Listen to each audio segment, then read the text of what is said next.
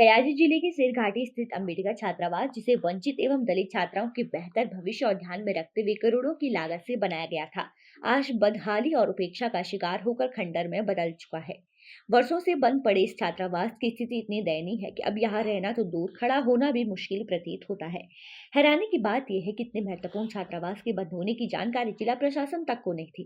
मामला तब उजागर हुआ जब बिहार सरकार के SC/ST कल्याण मंत्री लखेंद्र पासवान अचानक निरीक्षण के लिए छात्रावास पहुंचे।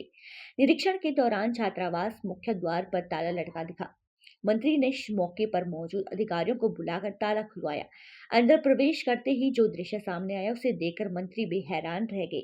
भवन की छत जर्जर हो चुकी थी, दीवारों में दरारें, कमरों में गंदगी का अंबार लगा हुआ और चारों तरफ वीरानी पसरी हुई। स्पष्ट रूप से यह प्रतीत होता है कि लंबे समय से देखरेख के अभाव को दर्शाती है।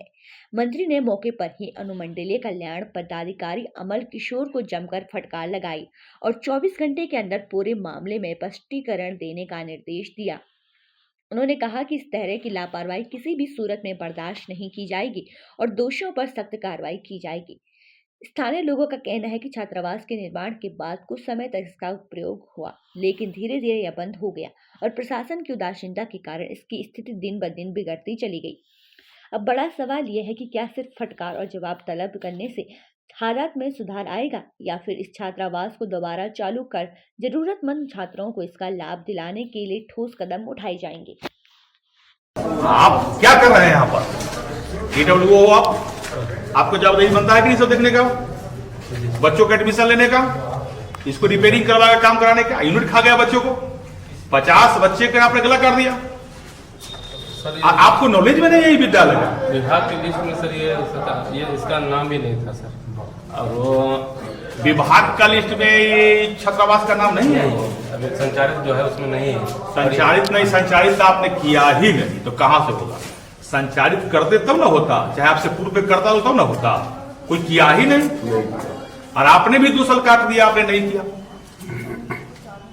करोड़ों रुपया का इस पर वाली मरम्मती कोई कर दी तो कौन विभाग से किया होगा? अपने विभाग से किया, दूसरे विभाग से कर दिया। तो अपने विभाग से मरम्मती भी हो गया और आप कहते हैं सरकार के लिए विभाग के लिए इसमें इसका नामो संचालित कर, क्यों मरम्मती कर लिया यहाँ पर? दूसरा है ये बेंच डेस्क से खड्डा होगा, कब का होगा कोई बताइए? नया नया है। बेड है सर, बेड है 20-21 में हुआ सर, 20-21 3 साल 4 साल पहले खरीदाया। ये सब सरकार का पैसा का लूट लिया होगा, लोग ठेकेदारी करा के, यही ना किया होगा जी। यदि यहाँ उपयोगिता नहीं, यहाँ बच्चे का एडमिशन नहीं, फिर यहाँ बेड को आवश्यकता